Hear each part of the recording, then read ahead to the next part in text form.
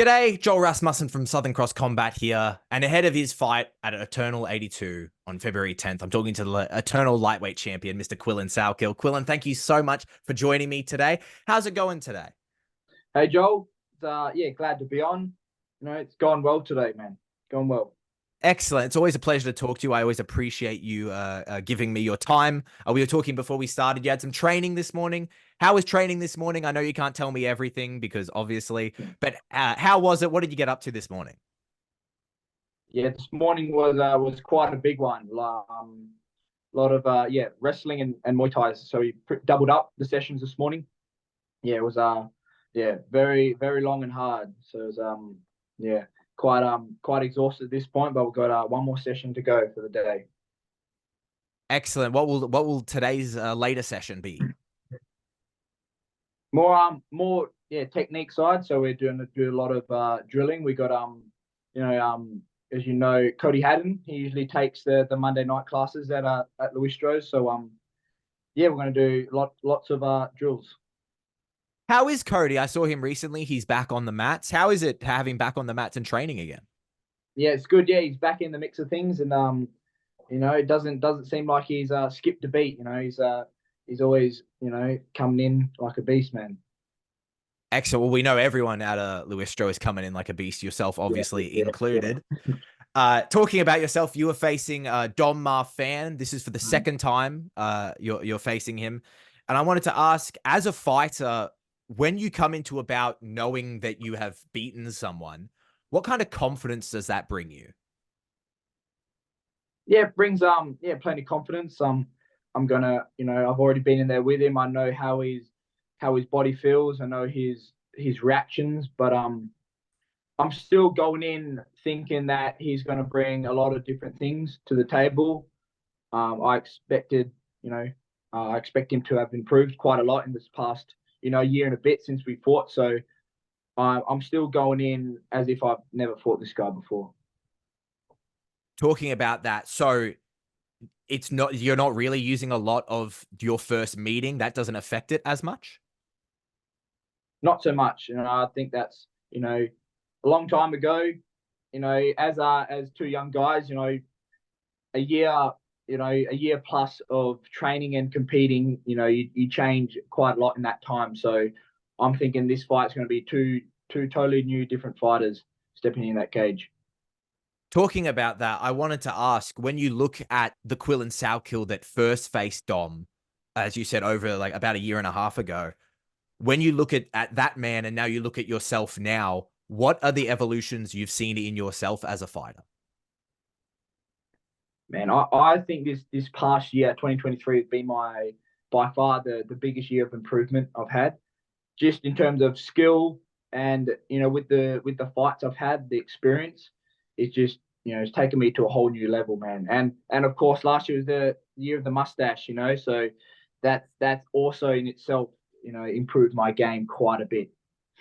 I wanted to bring up the mustache the first time we spoke to each other, but I thought it might be a bit obvious to bring up. But the mustache is over. I'm seeing Instagram posts about it. Like, people love it. What I mean when I say it's over, like, people love it. What brought on the mustache aside from growing hair? It was inspiration by my my strength coach. So he's big on the kettlebells and the gymnastics, and he was known at the gym for having a nice mustache. And then I ended up starting to grow one. Kind of at the start, it was kind of to pull the piss out of him, but I ended up liking it, and then I realized I can actually grow a pretty decent one, so I kept along with it. It's lovely. If I'm being honest, you see the mustache, you think Don Fry, you think Yeah, exactly. Dan Yeah, the B7, Quillan Salkilld, the three men. Those three. That's it. Absolutely, some of the most dangerous men in mixed martial arts history, if I do say so myself. That's exactly the look I'm going for. And you're pulling it off great. Is there a lot of effort, the mustache? Do you have to maintain it? I have to trim it. It gets quite long at the moment, so I have to trim it ever probably once every week and a bit. Otherwise, it gets hard to eat sometimes. Like, it gets long, and I end up chewing on it if it gets gets below the top lip. So I have to keep it in check. So what I'm hearing is that we need Quillan Salkilld Manscaped sponsorship. If we could get on that, Yes, that'd be yes, of huge. course. That's it. Get some Yeah, nice mustache oils. It'll be fantastic. yeah, that's that's the dream, man. That's the dream. Absolutely. Making it to the UFC, cool and all. Manscaped sponsorship. That's the number one goal right now. I'll leave the UFC on there. That's the side hustle, mate. Talking about your evolution as a fighter, the same way to Dom, how have you seen his evolution as a fighter since the first time you guys fought? Well, to be honest, with the guys he fought and the performances he's put on, yes, he's performed great. He's got the job done in a good way, but it's been more so like classic Dom. Like he comes out, hard and fast with the stand up, then he quickly looks to shoot and then ends up out grappling his opponent. So I haven't really seen too much new things in his game from his last three fights, but still nonetheless, I'm expecting some new different things to come into this fight. So I think I'm gonna force him to draw out those, say, new skill sets that he's attained, because he's not going to be able to just out grapple me, man. He's got to have to whip out all the tools and tricks that he's got to be able to even last a few rounds with me.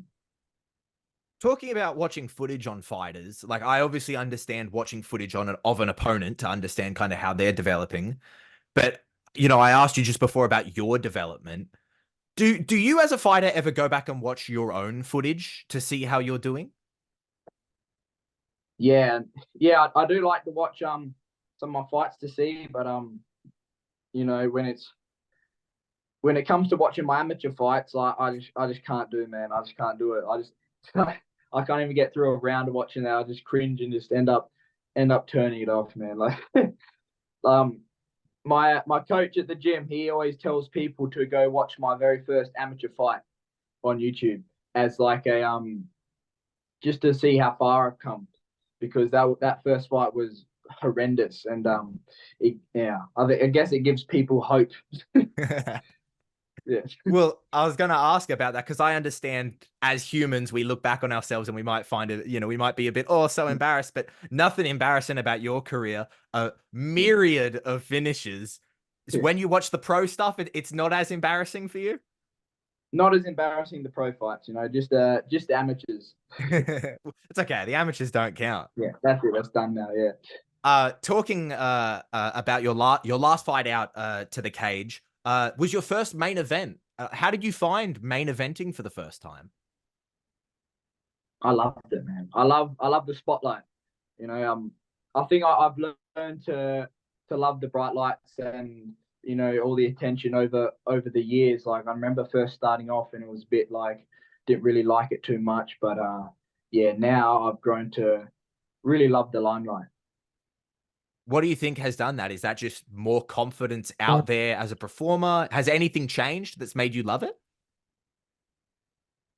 I don't know. Just I think it must be to do with the performances and the confidence in performing. Because even in the cage, I just feel so much better, so much like calmer and clearer. I'm actually like having fun. Like in the last fight, I remember in there thinking like, yeah, this is fun. Like I've actually got time to settle, and it was weird. I don't think I've ever felt that way in a fight, like in between getting hit and going through the exchanges, actually thinking like, yeah, I'm having a lot of fun right now.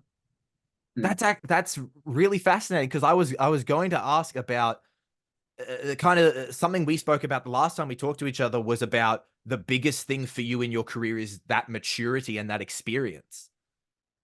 So you can actually feel more experience and you can actually that's actually changing your mentality. I think so, man. Yeah, I think just time inside that cage is really, it's changing my demeanor and my just my confidence. That's awesome. Talking about that time in the cage, uh, as any fighter is, and especially you, everyone's chasing that finish. You are, of course, as I said, myriad of finishes in your career. The last time out, the first decision of your career, how was it to go the distance? It was it was good to go the full 25 minutes, like not just a 3 round decision, but going 5 rounds is really, beneficial for me. A lot of my finishes come in the first round, so yeah, in my pro career. So it's kind of like making up for lost time, I guess. Just spending more time in there was really beneficial, but I was pretty pissed off that I ruined my 100% finish rate. So I've had mixed feelings about that performance. Talking about that, and as I said, I know everyone's always chasing a finish. You yourself, absolutely always changing a finish. But does it give confidence knowing like I can go the full 25? I'm not going to gas out. Yeah, it does, because it's always in the back of the mind. Because obviously in the gym you go rounds upon rounds, but when you're actually competing, it feels 1 round feels like two. So yeah, just knowing that I can push the pace for five rounds, and and just keep getting better and better as the rounds go on, just really, brings up the confidence. So we spoke last time we talked to each other. We talked about, of course, in the MMA game, anything can happen. It's crazy. You get given an opportunity, it goes away. Everything, it's shifting. You laid out a roadmap the last time we spoke to each other, where you talked about wanting to fight David Martinez and Josh Togo, two men who have gone on to have fights. They are both coming off a loss, and David's next fight isn't another promotion. How has your roadmap changed, and have you developed a new one at all? The Right now, the main goal for me is, right now I don't really, give a crap who I fight. I just want to get to the UFC before I turn 25. All right, that's been the goal for the last, couple of years or so. And I turned 25 at the very end of this year. So 28th of December is when I turned 25. So I got this year to make it to the UFC. So depending if it takes me 1, 2, 3 more fights to get there, I'll get there in that time frame. Two final questions for me. I thank you very much for the time. So between the last time us speaking, you got two belts. You retained your eternal lightweight championship, Yep. and you also got a BJJ black belt wrapped around your waist. Yeah, Congratulations for yeah. that. Which Thank feels you. better to have wrapped around your waist, the eternal belt or the BJJ black belt? It's I gotta say, it is the eternal belt. I'm an MMA fighter at heart. I started off MMA. The jiu-jitsu black belt did feel really good. I didn't expect it at the time, but yeah, like my heart and soul is with MMA. So the MMA belt really, was a really big thing for me. How do those two feelings compare to each other? Um, Honestly, not so much. Like sometimes I don't even think about it. Like especially with the jiu-jitsu thing, like, I don't really think about like belts, and I just look at the person and see, like, how good's this guy. I don't really care about the belts as terms of in terms of like a ranking, but it's yeah, it's really nice and sweet to have that, to be considered a black belt amongst my peers. Finally, you laid it out a little bit earlier, but of course it is January 2024. I don't care that it's a basic question. I interview you in January 2025. What are you hoping has happened in January 2024? Hopes happen in January. Pardon, can you repeat the question? Sorry. Sorry, I think I included January. That was my mistake. If I Yeah, interview you in January 2025, looking back on 2024, the year, what do you hope happens for you in 2024? just me dominating everyone and getting into the UFC. That's the main goal, and I can appreciate a man That's a who good knows year. exactly what he wants. Yeah. Quillan, I thank you so much for your time. It's always a pleasure to talk to you. Thank you so much for talking to me today, and good luck to you and the team. Thank you, Joel. Thanks for having me on, man. Appreciate it. Absolutely, anytime.